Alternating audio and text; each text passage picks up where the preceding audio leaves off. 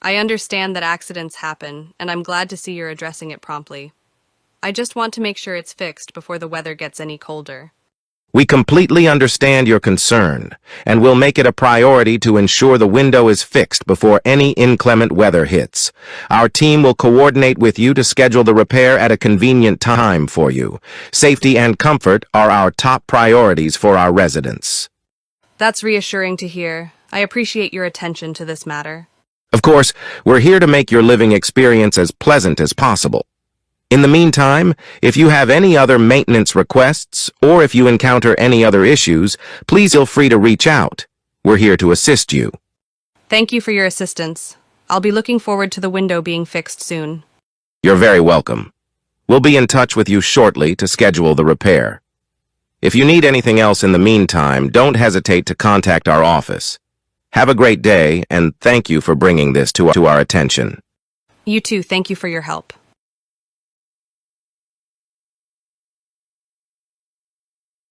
A few days later, the maintenance team arrived at the resident's apartment to assess and repair the broken window. They had brought the necessary materials and equipment to complete the job efficiently. Good morning. We're here to take a look at the broken window in your living room. I understand it's been causing you some inconvenience. Good morning. Yes, it's right this way. Thank you for coming so quickly to address the issue. It's our pleasure. Let's take a look at it. Oh, I see what you mean. It's quite a crack. We'll need to replace the entire window. Fortunately, we've got the right size and materials with us. Great, thank you for being so well prepared. I appreciate it. No problem at all. We'll get started on the replacement right away. It should take a few hours to complete. In the meantime, if you need anything or have any questions, feel free to let us know. Thank you for the heads up. I'll be here if you need me. Good morning, Daniel. How was your weekend? Morning, Bella. It was fantastic. I finally took that road trip to the Grand Canyon I've been planning forever. Wow, that sounds amazing. I've always wanted to visit there. How was it? It was breathtaking. The moment I saw the vast expanse of the canyon, I was in awe. I hiked down to the Colorado River, and the view from the bottom was just spectacular. What about you? Any recent travel stories? Well, I had a short getaway to New York City. It was a whirlwind of activity, Broadway shows, Central Park, and the Statue of Liberty. But what really stood out was the people. I met so many friendly New Yorkers. It shattered the stereotype of the city being unfriendly. That's great to hear. New York is so diverse and vibrant. Did you try any iconic foods? Of course, I had a slice of classic New York pizza, and it was delicious. And I couldn't resist trying a bagel with lox and cream cheese. So good. Yum. Speaking of food, in Arizona, I had some fantastic Mexican cuisine. I visited a family-owned restaurant in Sedona, and their enchiladas were to die for. That sounds amazing, and the desert landscapes in Arizona must have been stunning. Absolutely, it was a surreal experience. The red rock formations in Sedona and the cacti in Saguaro National Park were unlike anything I've seen before. It sounds like we both had fantastic trips. I can't wait to travel more and explore new places. Me neither, Bella. Let's plan our next adventure soon. Definitely, Daniel. Until then, back to the daily grind. Hello there. I see you have a telescope and an eager look in your eyes. Are you an aspiring stargazer? Yes, I am. I've always been fascinated by the night sky, and I recently got this telescope to explore it further. That's fantastic. Astronomy is a captivating hobby. Have you been observing anything specific lately? Well, I've been looking at the moon and some of the brighter stars, but I'm not sure what else to explore. The moon is an excellent place to start. It's Earth's closest celestial neighbor and offers breathtaking views. To expand your repertoire, you can focus on constellations. For instance, in the winter, you can observe Orion and its famous belt of 3 stars. That sounds interesting. What about planets? Definitely. Planets are a great target. You can observe Venus, which is often visible in the evening or early morning. Jupiter and Saturn are magnificent with their distinct rings and moons. Mars, when it's close to Earth, reveals surface details through a telescope. I've heard about meteor showers too. When can I see one? Meteor showers are spectacular events. Some popular ones like the Perseids occur in August. Just mark your calendar and find a dark location away from city lights. I'll keep that in mind. Do you have any stargazing tips for beginners? Patience and persistence are key. Learn to use star charts, apps, or websites to find celestial objects. Be sure to check the weather and always dress warmly. And don't forget, stargazing is more enjoyable when shared with others, so invite friends or family to join you on this cosmic journey. Thank you so much for the advice.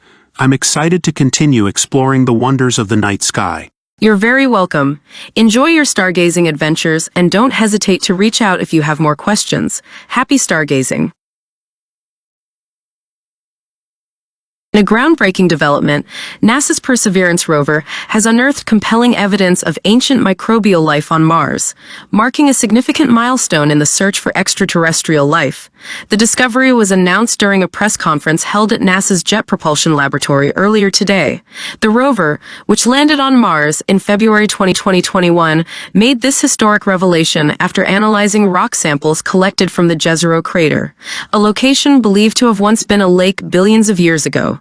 Scientists at NASA confirmed the presence of organic compounds, minerals, and distinct microfossils that strongly suggest the existence of ancient microbial life on the red planet.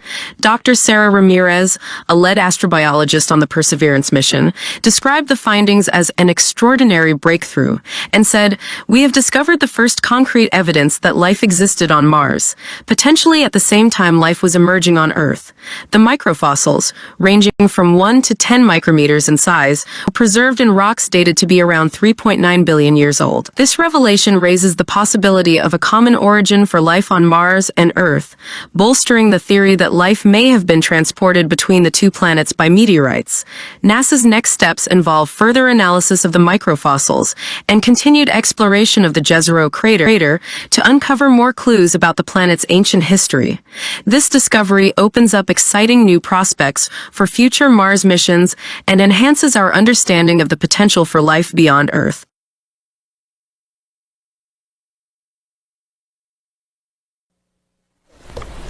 As news of Kobe Bryant's death spread, many people turned to social media to share their sadness. And there is some kind of comfort in collective grieving, but there are also moments that need to be private. Danielle Fanfare, Executive Director at the Heinz Center for Spirituality and Prayer, is here to help us navigate the grieving process in our age of being online. And it can be difficult to find that fair balance, so I'm glad you're here to talk about it. Yeah, one thing that we all have in common is that we were all healing from something else before this very bizarre tragedy happened. And so it's important to understand that the details of these stories as they emerge can help us to understand really information about what we are going through. It can also make us sometimes feel a little bit worse. When you're online after such a huge public figure like Kobe Bryant has died, it can feel overwhelming seeing post after post after post. Do you think that it helps people to be online and to read, you know, multiple hundreds of posts, or do you think it's better for people to just stay off of it?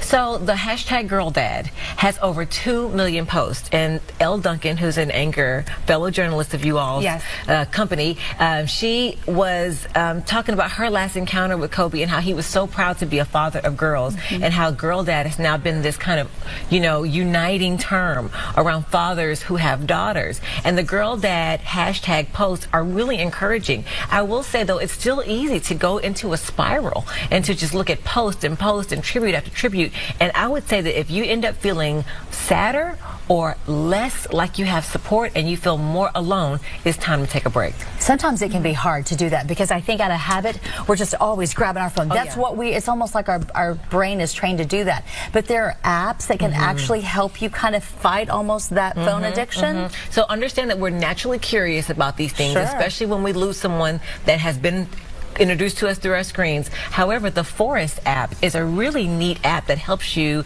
to spend some, you know, curated time away from your phone. And when I say curated, the app is kind of like a game and a digital babysitter at the same time. And so you can set a timer of how long you want to be away from your phone, and it incentivizes that by letting you grow an orchard of trees on your phone. And every time you break your commitment and you end your break early, you kill a tree. Oh, you don't want to do that. And so you end up actually beginning to kind of cultivate this natural space in your phone, and it also gives you time to actually go on your phone and do what you want before a limited time as well. So you can say, okay, I'm going to goof off for an hour on my phone, and it'll give you a buzz and say, okay, it's time to put it away again. So it is a digital babysitter, but also kind of a little environmental kind of Angry Birds vibe too. You know what I mean? And sometimes we need that little nudge, because if you do realize how much you unlock your phone a day and spend time on it, it will probably make you mad. I know it does for me. So you also have resources on your website for people who are grieving. So the Heinz Center is this space where we want people to use it as a resource to feel better mentally, to feel better emotionally, to feel better physically, and to cultivate a positive community so that we can have the resources to answer life's big questions together. So we have a wellness resources page on our website, and that wellness resources page has a special note from me just about your focus as you grieve and some information about what you need, as well as an article that talks about 9 reasons why it's okay to grieve celebrities' deaths. And then we have some podcasts and some interesting articles. And then just to make you smile, we have a link to baby Labrador puppies swimming for the first time. Oh, I love it. Hey, why Because we all need it. That's genius. Happy dog videos. Remind us again where we find that information. So you go to www.heinzcenter.org and then /wellness resources, and it's right there in our toolbar when you click on the right-hand side of our screen. Well, you made us smile just talking about it, so it sounds like a powerful tool. So it's okay to grieve. It's okay to be curious. It's also okay to watch puppies bathe in the river and swim for the first time. Okay, and those are your lessons in life on this Friday, everybody. Thank you so much for coming in. Thank you all for having me back, and thanks for creating this platform for people to feel better. Love your positive vibes. Artificial intelligence, AI, has emerged as a powerful ally in disaster management, significantly enhancing our ability to prepare for, respond to, and recover from natural and man-made disasters. In an era of increasing climate change-related events and growing urban populations, the integration of AI technologies into disaster management is not just a choice, but a necessity. AI's predictive capabilities play a crucial role in disaster preparedness. Machine learning algorithms can analyze historical data, weather patterns, and geographical information to forecast potential disaster occurrences, allowing authorities to implement preventive measures. Early warning systems, powered by AI, can provide timely alerts to at-risk communities, enabling them to evacuate or take protective measures, ultimately saving lives. During disaster response, AI enhances situational awareness. Drones equipped with AI-driven image recognition can rapidly assess damage and identify survivors, while autonomous robots can navigate dangerous environments to aid in search and rescue operations. Natural language processing tools facilitate communication and coordination among responders, improving the efficiency and effectiveness of relief efforts. AI also plays a pivotal role in post-disaster recovery. Data analytics help governments and organizations allocate resources efficiently and prioritize reconstruction efforts. AI-powered models can optimize supply chain logistics, ensuring that aid reaches affected areas without delay. Despite the tremendous potential AI brings to disaster management, it is essential to consider ethical concerns and data privacy issues.